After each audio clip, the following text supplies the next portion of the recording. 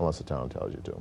Oh, okay, so the town could tell you what... Yeah, they could probably tell you what you can't tattoo and what you know. Okay. But they haven't done that, and I don't really see a reason to. I think that most people would know. I think they're sort of with the attitude like, you know, whatever happens in your shop, obviously, you know, it's kind of like your business. Sort Not of. really. I mean, I would think that they would like to know what's going on in my shop. Well, yeah, I mean, I think as far as, you know, the health issues and stuff like that. I would like them to think that we're competent enough to handle just about anything that comes through the door. Yeah. You know, with, you know, and making a good decision for somebody that sometimes can't. Yeah. You know. Okay. Now, what are some of the procedures a tattoo artist is expected to follow before administering a tattoo and after giving one? First of all, setting up a sterile field. Okay. You know, you want to set up your instruments and, you know, your equipment, you know, in a sterile field where your inks are laid out and ointments. You know, your machines should be bagged, have a barrier.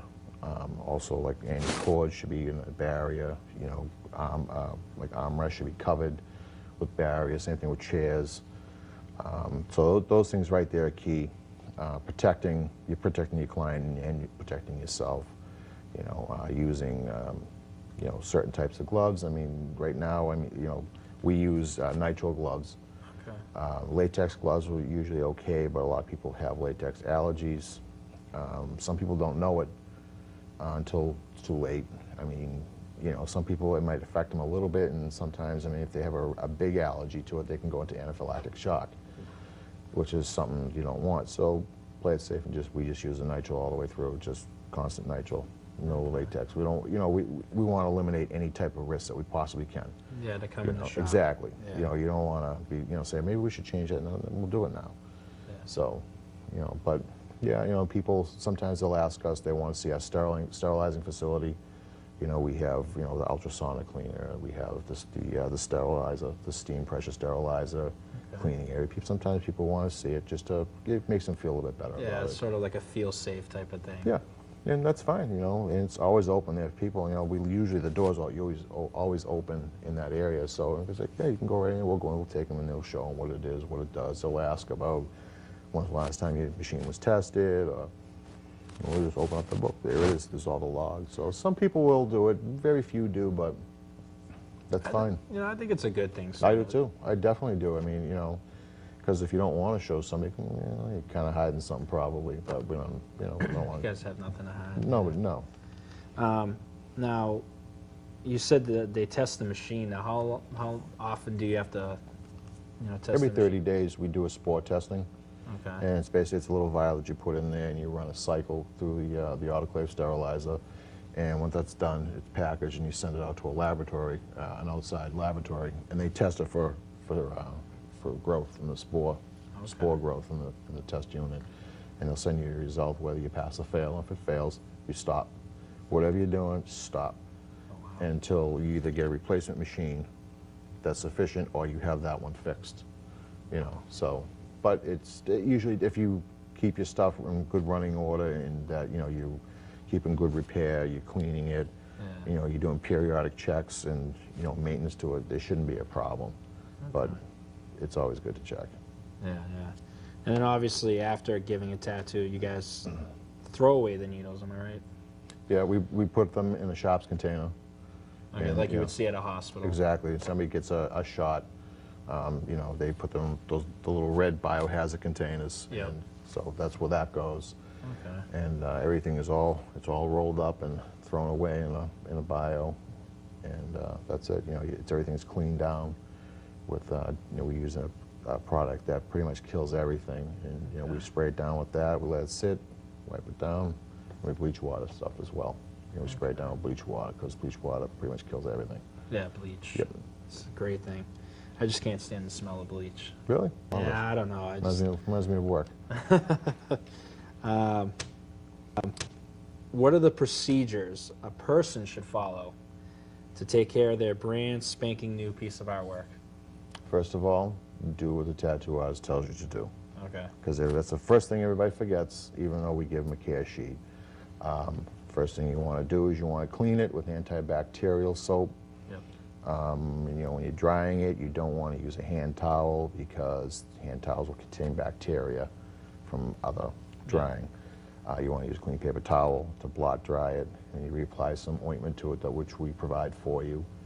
You put on a certain amount of times per day for a number of days, and then you switch over to another lotion, and just put that stuff on as much as we tell you to do it for as long. Stay out of sun, salt water, chlorinated pools, any kind of a water. It's just a bad idea to go swimming because chlorine and salt can sometimes mess up the ink colors and the tones. Not to mention, any bodies of water will contain a multitude of bacteria in them, which can get some major infections. Yeah. But if you follow those procedures that we give you, you shouldn't have a problem with it, and it should heal pretty easily, pretty painlessly. It'll just peel like a sunburn, and Yeah. And if you have any problems with, like, sometimes people will put too much ointment on it, and they get little, like almost like zit spots around it. Yeah, exactly. I'm a prime example of that. Yes, you are. Because I didn't listen to my tattoo artist. That's what Mm-hmm. happens. Now, like, I've heard, like, okay, some people I've seen on, like, some of the the TV shows. Like, I always remember you saying not to do the saran wrap thing. Mm-hmm. But I've seen, like, on the shows they do it. Is saran wrap a good thing, or is it? There's mixed ideas about that. I don't like it. I think you go to tattoo conventions and they'll use a saran wrap there, basically just so that people can see what they just got on them. Yeah, without covering them up. Exactly. I mean, the whole idea, of covering them up, with a gauze, is any runoff of seepage, you don't want that running down your arm. And get into your With the shirt. saran wrap, you can't really, there's nothing to absorb it, so it's kind of just running down your arm. It kind Okay. of creates a gross biological mess. Not to mention, some places I've heard of different places, that people, I had it on for a week or whatever. It's just like, that's, it creates heat, moisture. It's, you want the skin to breathe. It's a perfect breeding ground for bacteria. And the gauze thing is only supposed to be for, like, for a couple hours, right? Yeah, an hour or two, yeah. And then you're just supposed to just put the ointment on and let You it. wash it first, Yeah, well, of course, and you then wash you it. blot dry it with a clean paper towel, Paper towel. and then you put a little bit of ointment Little bit on of- it. I A little know, bit of I ointment, know. Daddy, yes. I was going to ask you about the process of removal, but we don't really know too much, other than the fact that it costs too much, And right? it hurts. Yeah. To me, this is interesting. Is how many different types of needles are there? There's a lot. There's a lot of them out there. There's all different types. There's different needles for different jobs. Some of them for different jobs, some just for personal preference. There's millions of them, I guess. I don't know. Well, no, how I many mean, exactly. obviously there's a certain one for shading. Yeah, you got a lining needle. You have a shading needle, Okay. and that's basically it. Line needles usually a tight configuration of needles that are kind of like just bunched together in like a round configuration. Okay. Shading needles. Some of them are round, but they're large bunches of them, or they're flat. But there's so many different different configurations of needles. Can't really pinpoint how many there are. Yeah. Okay.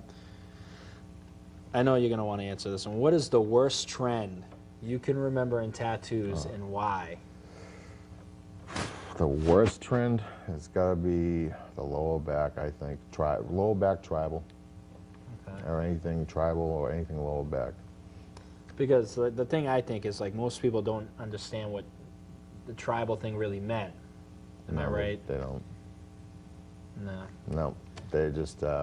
It started a trend. True tribal is Polynesian style, Hawaiian style, Samoan, from New Zealand, and it just got commercialized. It's like, oh, cool black stuff, and it looks cool.